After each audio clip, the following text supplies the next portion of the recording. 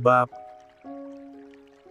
211. Dia beneran mau ikut pulang kita, Mang? Iya, Bang. Tapi kayaknya pakai motor. Ngawal dari belakang. Kayak Pak Andika gitu, punya bodyguard. Jawab Rahul. Oh, kirain. Saya pikir mau ikut. Ya udah, suruh dia jalan duluan atau kalau mau nunggu bentar lagi saya ke depan. Katanya nunggu abang dulu. Tuh, lagi ditemenin sama Mbak Seva di depan. Apa? Azam berjalan pelan menuju depan villa di mana di dekat mobilnya, Seva sedang bicara dengan Tama. Entah apa yang mereka bicarakan membuat Azam kesal. Seva cantik sekali hari ini dengan blazer hitam dan jeansnya. Dengan rambut yang diurai, nampak kilauan cahaya dari anting-anting besar yang dia pakai di telinga dan menyembul di balik surai panjangnya. Azam tidak bodoh. Tama sengaja mengajak istrinya dengan obrolan yang humoris membuat Seva nyaman bicara dengannya dan seolah mereka adalah sahabat lama yang sangat akrab. Sehingga tak ada batasan antara asisten dan juga istri bosnya. Ya, sifat bosinya mulai kumat. Azam mulai tak suka jika ada karyawannya yang melewati batas. Masih di UI, Mas? Gak kemana-mana. Repot kalau harus pindah kampus. Siap-siap aja nanti. 7. Siap-siap kenapa? Tanya Seva. Di kampus, ada bala-bala WANGPED kan? Iya, Mas. Waktu kuliah beberapa minggu yang lalu aku sempat dengar kalau di kampus ada fans fanatiknya Bang Azam dan juga Papa. Jawab Seva menyebut nama mertua laki-lakinya Atalarik Fabian Rohichan yang memang masih sangat digandrungi oleh ibu meski usianya tak muda lagi dan sudah memiliki cucu. Papa mertuanya itu memang memiliki pesona seorang Don Juan dan diwariskannya pada sang putra, Azam. Seva merona sendiri jika mengingat wajah tampan dan tubuh kekar suaminya yang memang hampir nyaris sempurna seperti papanya. Tak heran mereka memiliki fans yang banyak. Kok ngelamun sih? Mau dilanjutin gak ceritanya? Oh. Iya, Mas, kenapa bala-bala WANGPED? Tanya Seva masih menghargai Tama. Nah, bala-bala WANGPED itu fans fanatiknya Pak Azam loh. Berita pernikahan kalian pasti sudah didengar oleh orang-orang kampus. Hati-hati aja dijutekin sama fans fanatiknya. Ujar Tama mengingatkan. Seva tertawa rendah mendengarnya. Baru dia akan bicara, namun, ia terkejut karena Azam sudah ada di sampingnya. Sedangkan Tama memang sudah tahu. Azam melingkarkan tangannya di perut Seva. Memeluknya dari belakang. Bang. Udah mandinya? Tanya Seva mengubah ekspresi wajahnya lebih bersahabat pada Azam. Ngobrolin apa? Seru banget. Tanya Azam tak fokus pada pertanyaan Seva. Soal kampus. Jawab Seva sambil tersenyum. Namun, telah terkejut saat Azam mendusel ke ceruk lehernya. Tama membuang pandangannya ke samping. Bang, itu ada Mas Tama. Ucap Seva. Yang berhasil membuat Azam melepaskan cumbuannya di leher Seva. Sehat Tam? Tanya Azam. Merujuk pada luka-luka yang ia torehkan lewat kepalan tangannya. Tama menoleh lagi pada pasangan pengantin baru ini. Sehat Pak, terima kasih banyak. Azam menganggukkan kepalanya dan tetap memeluk Seva dari belakang. Kamu pakai sampo apa sih? Kok wangi banget. Ah, masa? Aku pakai yang di kamar mandi Bang. Wangi ya? Tanya Seva mengambil sejumput rambutnya kemudian dia bawa ke indera penciumannya dan memang wangi.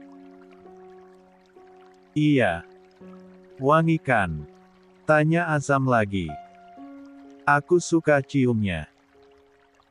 Ucap Azam bersamaan dengan kecupannya yang ia labuhkan di belakang telinga, lalu naik ke pipi.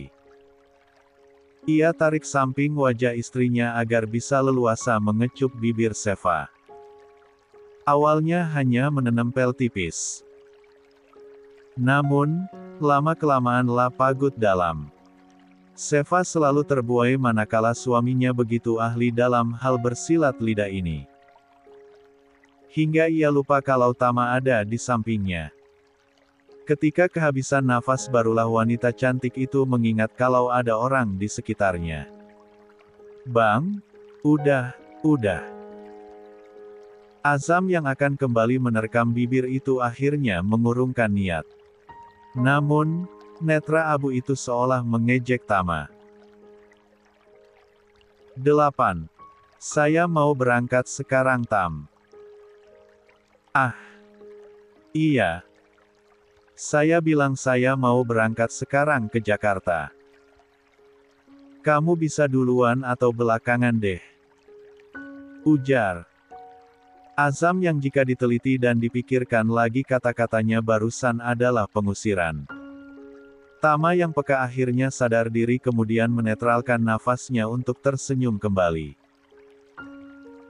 Kalau begitu saya duluan saja ya Pak. Tapi saya nggak akan ngebut supaya sama-sama sampai Jakarta. Terserah kamu. Ucap Azam tenang namun menusuk sekali. Baik Pak, mari Mbak Seva. Ya, Mas. Hati-hati. Tama pun berlalu dari hadapan pengantin baru ini. Setelah tak nampak, barulah Seva marah pada suaminya. Norak tahu gak tadi gitu? Protes Seva. Biarin. Istri sendiri. Jangankan cuma dicium. Kalau perlu live langsung depan dia di sini. Kayak yang semalam kita lakuin. Jawab Azam tak kuasa menahan cemburunya yang sangat nampak terlihat itu. Membuat Seva merona malu. Namun, ia tak mau kalah dari suaminya. Cemburu aja digedein. Pakai logika, mana mau abang gituan sama aku di sini. Dilihat orang lagi. Azam menarik sudut bibirnya. Menyudutkan sang istri di badan mobil dan mengurungnya dengan tangan di kedua sisi tubuh Seva. Kamu cerdas sekali Seva, sayangnya aku gak suka main logika. Aku sukanya main langsung. Seva melotot saat Azam akan meraih blazernya namun Seva mendorong suaminya. Gila. Azam tertawa dibuatnya sedangkan sang istri lalu buru-buru masuk ke dalam mobil. Lucu sekali. Membuat Azam menggelengkan kepala. Lupa akan kesedihannya. Tentu saja Seva benar. Mana maulah bercinta di alam terbuka begini. Lah suka di tempat tertutup. Di kamarnya misalnya. Di ranjang king size-nya yang empuk dihiasi langit yang menurunkan hujan deras ditambah petir-petir manja. Ah, Azam jadi malu. Sejak kapan ia sering berkhayal begini? Semakin Seva menyerahkan diri sepenuhnya sebagai seorang istri, semakin Azam penasaran.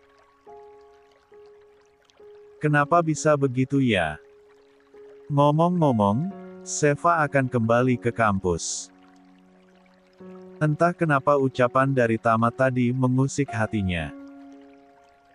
Bukan Seva yang harus takut dengan bala-bala WANGPED, tapi Azam. Dia takut akan ada Tama-Tama berikutnya di kampus nanti.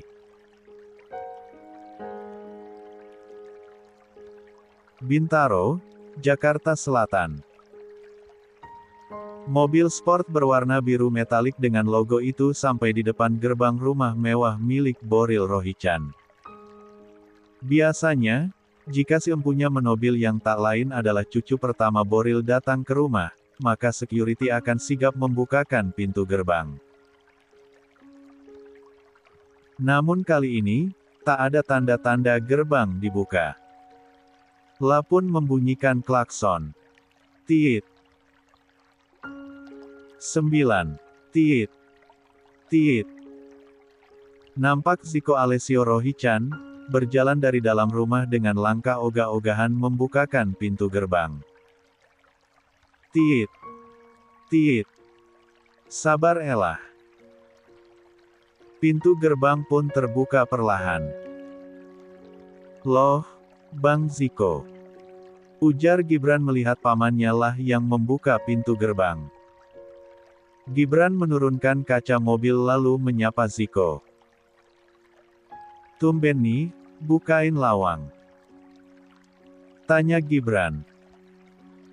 Tumben. Ngerepotin lo ah. Kalau cuma mau numpang makan malam, tinggal jalan aja dari rumah ke sini pakai bawa mobil. Kan capek bukain gerbangnya. Omel Ziko. Loh, Rika agi napa sih bang? Ning kono. Ricky Martin kemana? Abang lagi ngapain sih di sini? Ricky Martin kemana? Ricky Martin lagi mudik ke Bantar Gebang. Gue suruh jagain. Tawa Gibran menyembur karenanya. Kurang serem ah. Jadi security. Terlalu imut. Pakai seragam dong bang, biar meyakinkan. Cek, sialan lo. Gue bilangin Mas Alex lo ya, suka ledekin orang tua. Jiaan, jangan bang. Dah, masukin mobil lo. Mau gue kunci lagi nih. Iya. Sabar, orang sabar pasti kesel. Jawab Gibran memajukan mobilnya ke arah garasi. Baru Ziko akan menutup gerbang dari besi itu, sebuah mobil BMW M8 Competition, masuk dengan membunyikan klakson satu kali. Ziko dan Gibran yang baru keluar dari mobilnya tersenyum senang melihat siapa yang datang. Setelah mobil berhenti, Azam pertama turun. Bang, pulang. Sapa Ziko dan Gibran secara bersamaan. Yang hanya dibalas anggukan kepala oleh Azam. Gibran dan Ziko saling melihat lalu masing-masing bertanya dengan mengangkat satu alis mereka dan mereka jawab sendiri dengan mengangkat bahu. Yang artinya tidak tahu. Azam lalu memutari mobil membukakan pintu untuk istrinya. Ziko dan Gibran masih memantau. Makasih bang. Ucap Seva pada Azam dan tak disangka, Azam yang batmut sepanjang perjalanan karena Seva tak mau tidur di pangkuannya dengan alasan malu pada Rahul Hana itu, kini malah merona. Lemah sekali imannya ternyata. Diberi senyum manis oleh Seva saja sudah meleleh. 10. Mbak Seva. Seva menoleh pada Ziko dan Gibran yang gembira atas kepulangannya. Aziko dan Gibran kompak menghampiri wanita cantik berdarah Jawa itu dan yang membuat suaminya melotot horor adalah adik serta keponakannya itu memeluk istrinya. 11. Gibran dan Ziko berjengit kaget saat bagian belakang kaos mereka ditarik oleh Azam hingga berhasil melepaskan pelukan teletubis keduanya dengan Seva. Pekik Gibran. Ia dan Ziko sudah serupa anak kucing yang dihempas manja oleh Azam. Kecekik gue, Bang. Protes Ziko. Dicekek ini sih. Timpal Gibran. Seva melirik pada suaminya dengan raut wajah protes. Azam hanya mengangkat bahu. Bukan mahram, gak boleh peluk-peluk perempuan sembarangan. Walaupun itu istri saudara kalian. Ya ampun bang, duluan kita-kita kali. Kenal sama Seva daripada abang. Santai aja dong. Gerutu Ziko. Azam menggelengkan kepala. Gak ada kata santai dalam aturan ya ahi. Jangankan cuma pelukan, tinggal berduaan sama ipar dalam satu rumah aja gak boleh. Kecuali ditemani keluarga atau suaminya. Paham ya, adikku, keponakanku. Ucap Azam menggamit pinggul Seva untuk masuk ke dalam rumah. Sedangkan Seva hanya menurut pada suaminya dan ikut ke dalam rumah. Menyisakan rasa dongkol bin kesal pada dua pria tampan di belakangnya.